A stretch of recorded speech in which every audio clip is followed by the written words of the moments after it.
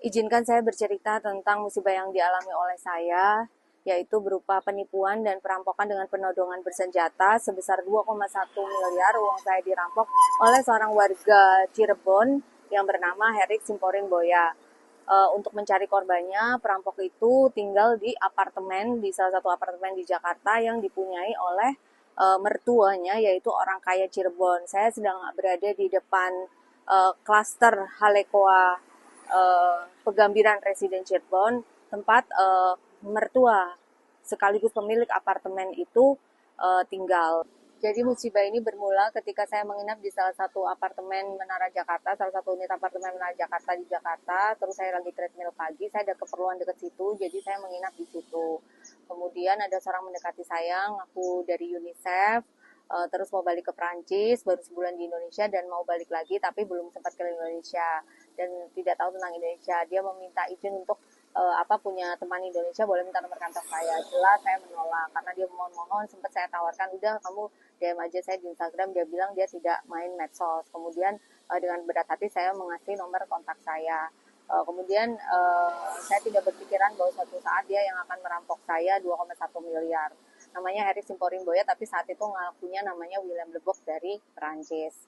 Kemudian kemudian di suatu waktu pada saat anak saya lagi study tour dari Belgia mau menuju Perancis, kita habis ngobrolin Perancis, si orang ini izin menelpon orang Perancis ini, kok kayak pas benar. Jadi ya sudah, dengan positif dan tanpa praduga prasangka apapun, saya juga sedang ada waktu saat itu, ya sudah boleh menelpon. Kemudian dia menceritakan tentang ceritanya yang mengharu biru, membuat saya jujur empati, terus kasihan karena istrinya jatuh dari pesawat, dia begini punya ini, terus akhirnya dia kerja di Indonesia tapi kemudian dia memutuskan untuk balik. Saya hanya bisa menyemangati dan memberikan pandangan-pandangan basic lah, seperti itu. Saya tidak tahu batasnya di mana ketika saya hanya berniat membantu orang ini, kasihan mau balik ke Perancis dan lain sebagainya, hanya sisa sedikit waktu di Indonesia.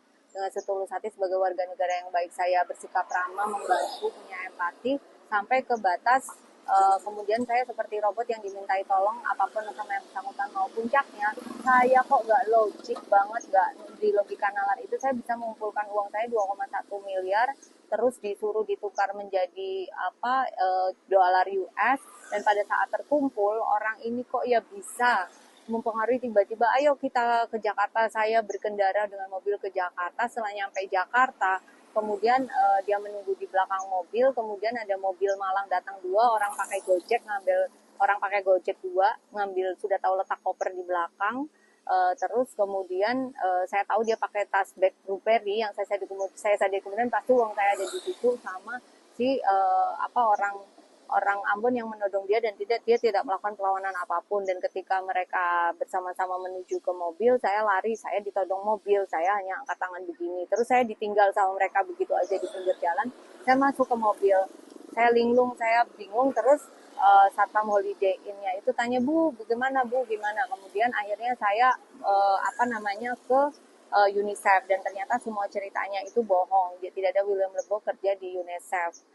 Singkat cerita, sesudah lapor polisi dan saya menunggu proses polisi yang begitu lama, karena ternyata kemudian seandainya lebih cepat ini tuh bisa ini, karena seminggu setelah perampokan si William Lebok palsu alias Erick Simporin Boya ini lari ke Malaysia. Saya mendapatkan alamat mereka itu yang di Kedaung Residen itu menggunakan private investigator alias detektif swasta. Saking ya ampun, uang 2,1 miliar itu bagi saya tuh uang besar. Dan setelah saya sadar dari hipnotis itu, kayak orang blow on banget. Terus kemudian si istri yang berinisial VS itu sudah mengaku di depan polisinya, di depan Pak RT dan orang-orang warga di sana, bahwa dia menerima tapi sudah dipakai untuk bayar utang. Dan ketika saya menghubungi kembali untuk tolong dong dikembalikan, dengan udah level yang mengemis yang teramat-amat, selalu diblok tapi kemudian menghilang. Jadi ketika saya sampai bersujud ke mertua yang di Halekoa sini, itu cuek banget tuh, nggak punya perasaan bagaimana gitu, padahal mereka tiap hari berteleponan bilangnya tidak tahu. Jadi keluarga antara menantu, mertua, dan si VS anaknya ini sangat solid gitu loh, sangat susah ditembus. Saya tuh cuma minta tolong, saya bukan mau minta sumbangan, saya tuh mau minta uang saya tuh dikembalikan. Itu adalah uang keringat saya meninggalkan anak saya bekerja dan anak saya membutuhkannya untuk kuliah, untuk kita. Kenapa gitu loh, ngapain aja mereka kalau mau judi, kalau mau dancing, party, traveling, yang hobi banget mereka traveling, itu ya pakailah keringat Anda sendiri, seperti itu. Saya berharap ada pihak-pihak yang bisa menjembatani saya menyelesaikan masalah saya ini, karena itu hak saya. Ini kan bukan negara jahiliyah yang barbar bisa ngambil punya orang, ketika orangnya tahu siapa yang mengambil